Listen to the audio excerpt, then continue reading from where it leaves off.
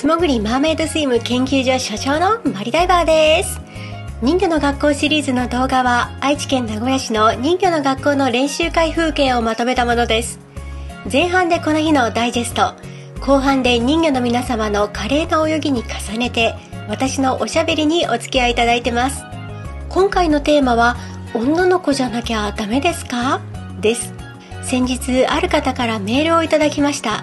マーメイドになりたいけど女性じゃなきゃダメですか？と参加を悩んでいらっしゃるとのことでした。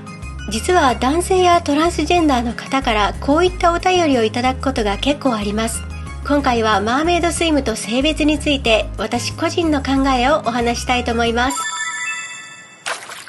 2022年5月21日土曜日、愛知県名古屋市南区にあります日本外資アリーナ飛び込み用プールにて人魚の学校の練習会が開催されました。日本外資アリーナは5月から9月までの5ヶ月間はプールとして、11月から3月までの5ヶ月間はスケートのアイスリンクとして使用されています。プールの大きさは25メートル ×25 メートル、一番深いところで水深5メートル、浅いところで3メートルの水深となっています。水温は27度です。これはプール裏口になるんですが、日本外資アリーナのプールは選手たちの肖像権を守るためにプール水面から上の撮影は禁止です。なのでプール全体の映像はありません。プールサイドをお見せできるのはここまでとなります。普段の恵比寿のダイビングプールと違ってこのプールはともかく広いです。25メートル四方で水深も5メートルと深いですから、マーメイドスイムの中級者以上5メートルを難なく潜れる方に参加が限られています。禁止というまで厳しくはないんですが、やはり足がつかない深さなので、おそらく深く潜ったことがない方だと怖くて壁にしがみついたまま練習会が終わってしまうかもしれません。できればビギナーの方は恵比寿のダイビングプールである程度練習をしてからの参加をお勧めします。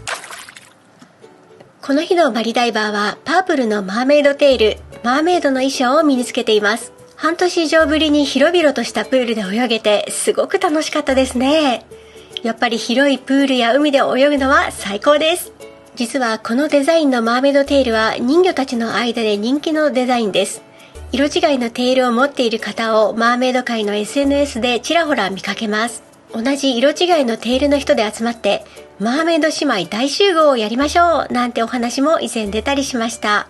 全く同じデザイン、全く同じ色の方と同じ練習会でバッティングするとちょっと気まずくなるかもしれません。私は全然気にしないタイプですが、絶対に人と被りたくないという方は DIY でテール作りを頑張ってみてください。私もオリジナルの自作テールでよく泳いでいます。さて、ここからは人魚の皆様の華麗な泳ぎを拝見しつつ、私のおしゃべりにお付き合いくださいね。今回のテーマは女の子じゃなきゃダメですか？です。先日とある方からご相談のメールをいただきました。誰なのか特定されないようになるべくぼかしてお話しさせていただきますね。その方は男性として生まれたのですが、子供の頃から人魚に憧れていて、いつかマーメイドスイムをやってみたいという夢を持っていらっしゃいました。でも男の子が人魚になりたいなんてバカにされるんじゃないかと、ずっとその夢を心に秘めていたのだそうです。大人になってもその夢を諦められずに、あるマーメイドスイムの団体に参加の申し込みをしてみたんですね。でもその団体の代表者が言うには、防犯上男性は見学も参加もお断りしていますと拒否をされてしまって悲しい思いをされたんだとおっしゃっていました。女の子じゃなきゃダメですか？自分はマーメイドにはなれないんでしょうか？とメールに切々と綴られていました。このお便りをいただいて、私はもう胸が締め付けられるようなすごく悲しい気持ちになりました。実はこういったお話は結構聞きますし、私の YouTube チャンネルにもコメントをいただいたり、ブログのメール、Twitter の DM にも何度かご相談をいただいたことがあります。まず結論から言います。大丈夫です。あなたはマーメイドになれます。全く問題ございません。これまで人魚の学校のまとめ動画をご覧くださっている方はご存知だと思いますが、男性も結構参加されてるんですね。もちろん女性の生徒さんの方が多いですが、定期的に参加されている男性もいますし、女性、男性、他の性別の方も気兼ねなく練習されてます。生徒さん同士でも特に意識することなく、普通に会話して一緒にスイムを楽しんでいますよ。人魚の学校のシェリーナ先生、チェルシー先生ともにとてもリベラルな方で、朗らかで優しいお人柄です。人魚の学校はかなり自由な校風なんですね。生徒さん同士もお互い仲が良くて、この夏はマーメイドの修学旅行も予定されています。日本各地に人魚団体はいくつかありまして、それぞれ主催側のお考えがあると思います。あまりディスるような形にしたくはないのですが、このご時世ですよ。昭和、平成を通り越して令和の世の中です。LGBTQ、SOGI、ソジという言葉も浸透してきました。男性だから全員ダメというのはいささか時代遅れではないかと、私は思います。確かに防犯のため男性禁止というのもわかります。英語圏の人魚の世界には Mermaid という言葉があります。これは Mermaid の Mer と変態、変質者という意味の Pervert を組み合わせたマーメイド界に出現するいやらしい男性という英語の言葉です。水着を着用して泳ぎますので、そういったマーバートがショーなどでマーメイドにつきまとったり、変なアングルで写真を撮ったりして、海外の女性マーメイドも苦労してるんですよね。だから、マーバートを排除するために、またマーメイドの女性を守るためにも、一切の男性の立ち入りを禁止するというのも納得できることではあります。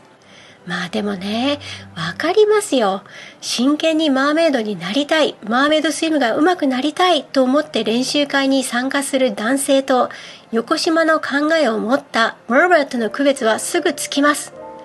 水にも入らず練習もせずに他の女性マーメイドにベタベタしてくるような輩は、先生方も生徒さんも私自身も注意しますし、絶対に出禁になります。そのあたりは人魚の学校はきっちりしてますので、女性男性ともに安心してくださって大丈夫だと思います。あくまで個人的にこう思うということをこれからお話ししますね。私自身は性別ってあまり気にしないんですね。ほぼ365日私は男装で過ごしていますし、相手がどちらの性別かなんて正直どうでもいいかなと思ってます。私にとっては他の方がどの性別か、どういった正義がついているかなんて、顔のどこにほくろがあるかぐらいの違いでしかありません。だから、実は僕は心は女性なんですよと言われても、僕の鼻の横にほくろがあるんですよと言われてるのと同じ感覚です。なるほど、そうですかぐらいの些細なことにしか感じてないんですね。これは誤解のないようにちゃんと言っておきたいんですが、これまで性別に関して悩んでこられた歴史、様々な苦しい体験をされてきたことが些細であると言ってるわけじゃないですよ。